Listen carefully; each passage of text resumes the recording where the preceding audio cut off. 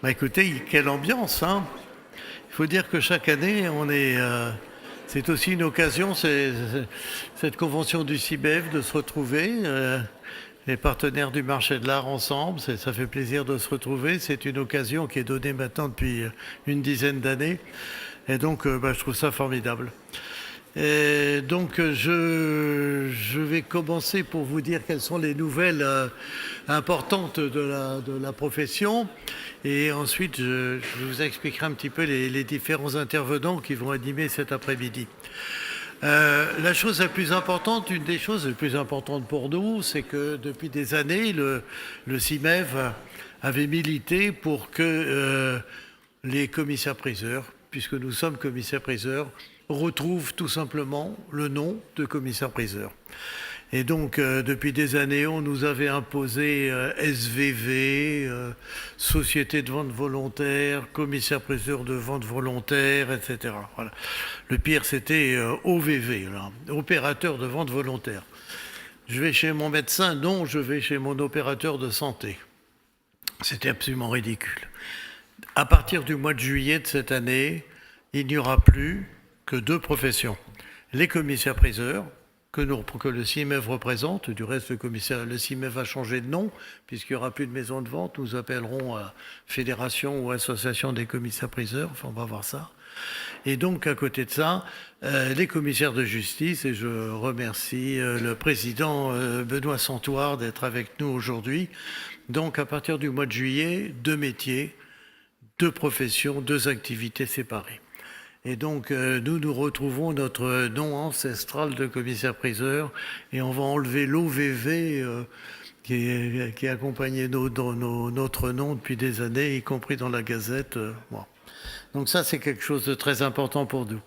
Donc, aujourd'hui, il y a des événements un peu importants qui se passent, puisque vous savez qu'il y a un amendement qui a été voté pour faire rentrer des objets d'art dans une taxe qui ne s'appellerait pas l'ISF. Enfin, les objets d'art étant considérés comme un bien productif. C'est pour ça que je vais venir tout à l'heure, ici, juste maintenant. C'est pour ça que mon discours va être très court. Cyril Froissart, qui est le président des experts du CSFEP, et Philippe Charpentier, qui est le président du CPGA, le comité des galeries d'art. Il faut dire que vous pouvez venir tout à fait tous les deux. On les remercie, on les applaudit.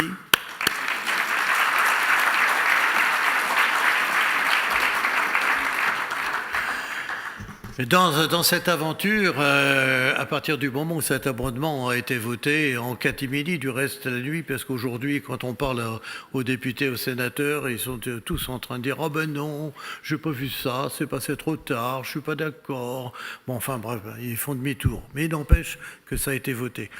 Et que depuis des années, on s'est battu, il y a 4-5 ans déjà, c'était avec Franck Prazan et Guillaume Cherouti, pour empêcher les objets d'art de rentrer dans l'ISF. Bon, on avait réussi, ils avaient fait demi-tour. Il faut dire que l'application est impossible puisque les gens ne connaissent pas la valeur des objets qu'ils ont chez eux et que c'est une application qui serait impossible. Mais enfin, toujours est-il qu'en ce moment, avec la pagaille qui règne à l'Assemblée nationale et dans le gouvernement, une affaire comme ça est à prendre au sérieux. Elle a été prise au sérieux, puisque toutes les composantes du marché de l'art se sont vraiment réunies.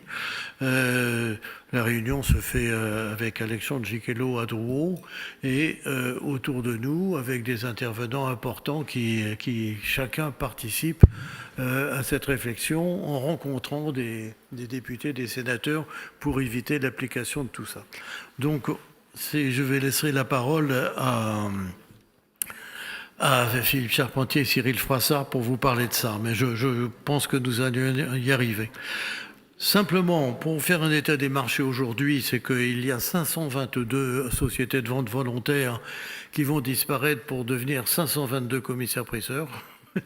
Et donc, avec 800 commissaires-priseurs donc habilités, ce qui finalement n'est pas si énorme, puisque hier j'en parlais avec Chloé, que je remercie encore, Chloé Marine, d'animer ce syndicat. Et je crois qu'on étions 540 commissaires-priseurs avant la réforme. Donc aujourd'hui, nous sommes 522. Vous voyez, finalement, c'est pas très différent de ce que c'était avant. Il y a un marché qui est aujourd'hui à deux vitesses entre les objets importants qui se vendent de plus en plus cher et les objets de petite valeur qui se vendent de moins en moins cher, et ce qui fragilise et rend complexe le métier pour beaucoup, puisque nous sommes au pourcentage, et que quand la commode Louis XV vaut 2000 et qu'elle vaut des 100, les salaires pour autant ne baissent pas, les locations non plus. Par contre, la commission du commissaire-priseur baisse. Les commissaires-priseurs tiennent quand même la route. Nous n'avons pas beaucoup de commissaires-priseurs qui ont déposé leur marteau, à la différence, je crois, des antiquaires et des galeries d'art qui ont plus de difficultés que nous.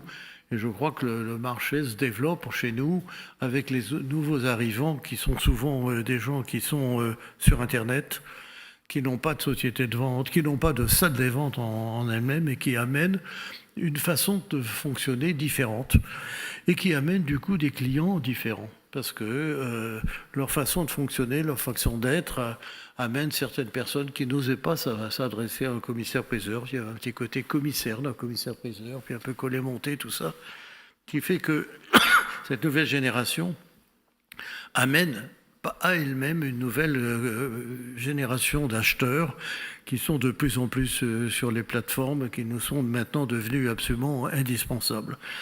Enfin, je voudrais dire que le marché français n'a pas à rougir par rapport à ses concurrents étrangers. En témoigne le tableau de Picasso que Maître Lucien vient de vendre 26 millions d'euros. Il a fait la preuve, nous avons fait la preuve ainsi que ce tableau n'aurait pas été vendu plus cher à New York et que les Français ont la capacité de vendre des objets importants sur le territoire français avec toutes les techniques que nous avons aujourd'hui. Il est évident que la preuve est faite que nous avons la possibilité de rendre service à nos clients en vendant en France. Voilà, nous avons cet après-midi donc des tables rondes intéressantes parce que l'économie des enchères, donc vous avez les partenaires qui sont là, vous avez sur votre siège la liste là de Guillaume Ardonnet, de Pierre de Gourdeau, la lame du Conseil des ventes. Je remercie Édouard de Lamaze qui va venir là, qui est un peu en retard, mais qui dira quelques mots tout à l'heure. Julien Minguet, Nathalie Moreau. Donc, il est important de voir un petit peu comment ça se passe aujourd'hui le marché tel qu'il est. Et ces questions-là, la table va être animée par Léopold Vassy, qui est du reste le fils de notre confrère Vassy, et qui connaît bien le métier de commissaire-priseur et en même temps le métier de journaliste. C'est l'occasion de poser des questions et d'essayer de comprendre un petit peu où nous en sommes aujourd'hui. Enfin, ensuite, nous aurons comment valoriser une maison de vente, qu'est-ce que ça vaut ? Est-ce qui c'est qui achète ? On voit bien qu'il y a eu des transactions, la maison Tajan, Bonams. En même temps, il y a des commissaires-priseurs qui veulent vendre leur étude judiciaire, qui veulent devenir commissaires de justice. Tout ça est compliqué. Je pense que c'est l'occasion d'en parler. Enfin, nous parlerons de l'intelligence artificielle, qui est aujourd'hui incontournable pour toutes les professions et pour la nôtre en premier. Voilà, alors je vais passer la parole à Philippe Charpentier et à Cyril Froissart, qui vont vous faire un petit peu un état des lieux rapide du travail de lobbying, du travail de fond qui est fait en ce moment pour éviter cet amendement scélérat complètement abscon et qui ne correspond à rien du tout, n'est-ce pas ? Voilà. Comme si un objet d'art pouvait être un bien improductif. Je vous rappelle que les objets d'art font vivre, d'abord, ils vous réunissent aujourd'hui, ils font vivre des journalistes, ils font vivre des restaurateurs, ils font vivre des encadreurs. Enfin, le marché de l'art, c'est tout un monde qui représente des centaines de milliers de personnes. Considérer qu'un tableau est improductif, c'est une aberration. Philippe, je vous laisse la parole. Merci beaucoup.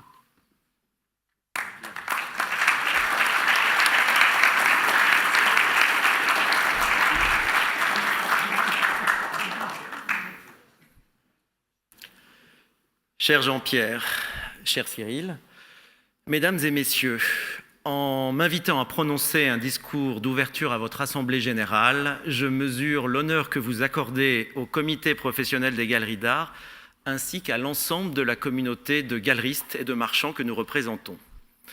Cela démontre par ailleurs la très belle solidarité de place que nous incarnons tous ensemble, fruit de nombreux combats communs, mais également fruit d'une volonté farouche de porter le marché de l'art en France et notre culture en général aux premières places dans la compétition mondiale. Et nous pouvons affirmer, en dépit des nombreux vents contraires et d'un marché récessif au niveau mondial depuis bientôt 3 ans, que le marché de l'art en France, et la place de Paris en particulier, ont gagné incontestablement des points ces dernières années. Nous avons constaté, tant du point de vue des maisons de vente que des galeries, mais également au travers de l'établissement de foires comme Art Basel, ou le développement remarquable de nos institutions, notamment privées, nous avons constaté une nouvelle vitalité. Vitalité que nous retrouvons dans la nouvelle génération d'artistes issus de la scène française. Le marché français représentait en 2024 7% du marché mondial, quand notre pays déclinant représente désormais moins de 3% du PIB mondial. Donc nous représentons collectivement une filière d'excellence qui contribue au dynamisme et au rayonnement de notre pays. Et tout ceci, comme l'a rappelé Jean-Pierre, a été symboliquement mis à mal par le vote par surprise, une surprise totale, je dois l'avouer, de 2 amendements le 31 octobre dernier en première lecture à l'Assemblée nationale. Le premier portant sur un impôt sur la fortune improductive, remplaçant l'IFI et incluant les œuvres d'art dans son assiette, et qui est défendu par le député MoDem Jean-Paul Mattei, qui est par ailleurs notaire à Pau, de la bonne ville de Pau. Le second, prévoyant un impôt de 20% sur les actifs dits somptuaires des holdings patrimoniales, incluant également les œuvres d'art, défendu par le député LR des Hauts-de-Seine, Philippe Juvin. Improductif, somptuaire. Ces 2 termes ont été reçus comme une insulte par l'ensemble des professionnels du marché et par l'ensemble de la communauté culturelle de notre pays. J'en veux preuve, cette pétition de plus de 2000 artistes lancée il y a quelques jours, très représentatif des plus connus aux plus émergents. Mais plus fondamentalement, ces 2 amendements traduisent une méconnaissance complète par la classe politique de nos métiers et de notre impact au niveau national et international. Lors de la mise en place de l'IGF en 1981 par le gouvernement Mauroy et de l'ISF par le gouvernement Rocard en 1988, les œuvres d'art ont toujours été exclues de l'assiette de ces impôts sur la détention de patrimoine. Et l'exception culturelle a toujours été le fruit d'un compromis politique et social transcendant l'ensemble des familles politiques. La renier aujourd'hui, notre exception culturelle, c'est non seulement faire courir un risque, et je pèse mes mots, existentiel à nos marchés, mais plus fondamentalement, c'est trahir un élément clé de notre identité culturelle et sociétale.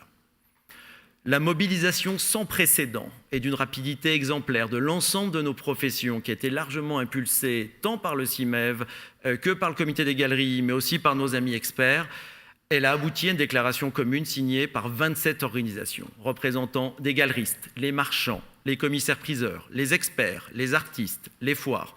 Et je voudrais sincèrement remercier Jean-Pierre, l'équipe du CIMEV et bien sûr Cyril pour leur action mobilisatrice. Elle a été pour nous essentielle. Nous sommes aujourd'hui engagés dans une course de fond avant les votes du projet de loi de finances 2026 au Sénat. Ça commence la semaine prochaine. La mise en place de la commission mixte paritaire qui devrait arriver 10 jours après, et enfin le vote crucial en 2e lecture à l'Assemblée nationale. Et nous sommes tous ici engagés dans une action de conviction et de pédagogie auprès de l'ensemble des forces politiques, sans exclusive, représentées au Parlement. Alors, notre action, elle va passer par le vote d'amendements, de contre-amendements, dès l'examen au Sénat du PLF, et bien sûr en 2e lecture. Et ça, nos amendements visent non pas à détruire ces dispositifs, ce n'est pas notre rôle, mais à vraiment s'assurer que les œuvres d'art sont bien exclues de ces 2 dispositifs. Je me tiens devant vous aujourd'hui pour vous assurer de notre pleine détermination sur ce sujet, mais aussi pour vous inviter à vous mobiliser individuellement auprès de vos élus, auprès de vos relais politiques. Je peux vous dire qu'en décembre, chaque voix comptera lors du vote en 2e lecture. Et je voudrais simplement conclure pour dire qu'un pays qui combat sa culture est un pays qui n'a pas d'avenir. Et nous ne pouvons pas nous résoudre tous ensemble, collectivement, à voir le nôtre se priver de futur. Je vous remercie pour votre attention.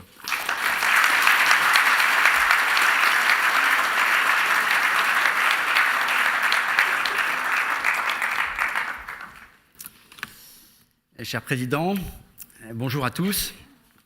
Philippe, vous êtes beaucoup plus sérieux que moi, je n'ai rien préparé. Et vous avez dit l'essentiel. Je vais tout de même compléter sur trois points. D'une part, je salue l'union de tous les acteurs du marché de l'art regroupés autour du comité des galeries d'art, du CIMEV, de Drouot, l'ensemble des syndicats et chambres d'experts qui, d'une voix commune, portent le message auprès des parlementaires. D'autre part, je tiens à préciser, et c'est important, que nous ne défendons pas l'intérêt du contribuable menacé, mais nous défendons tout un écosystème qui, lui, est menacé, et nous faisons partie de cet écosystème. Le risque est économique. On l'a vu avec le Brexit, le moindre grain de sable apporté dans le rouage du marché de l'art a des conséquences qui peuvent être tout à fait délétères, voire mortifères. On l'a vu avec la suppression de 2 grandes foires à Londres après le Brexit, l'arrivée de Bonhams en France, la suppression de certains départements dans les grandes maisons anglo-saxonnes. Bref, le marché est très mobile, les œuvres d'art sont très mobiles, et donc une taxation de la détention des œuvres d'art aurait des effets tout à fait délétères sur l'ensemble de notre écosystème. Il y a également un risque sur le patrimoine, parce que les œuvres, comme je le disais à l'instant, sont mobiles, et il y a un risque d'exil du patrimoine, un risque aussi pour la préservation de notre patrimoine en France, c'est-à-dire que les dons, legs, donations et les actions de mécénat aujourd'hui représentent 250 millions d'euros d'œuvres qui profitent aux institutions françaises.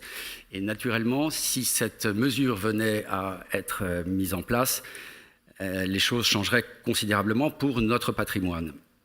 Enfin, vous le soulignez, Philippe, nos artistes, la création est également menacée, car toute cette chaîne est unie, et à un bout de cette chaîne, effectivement, les créateurs d'aujourd'hui, les artistes, sont également menacés. Alors, comme Philippe, je vous engage personnellement, vous, commissaire-priseur, à vous adresser aux parlementaires de vos circonscriptions. Nous avons tous co-signé une déclaration commune, et je vous engage solennellement à l'adresser aux parlementaires de vos circonscriptions. Voilà, je vous remercie de votre attention.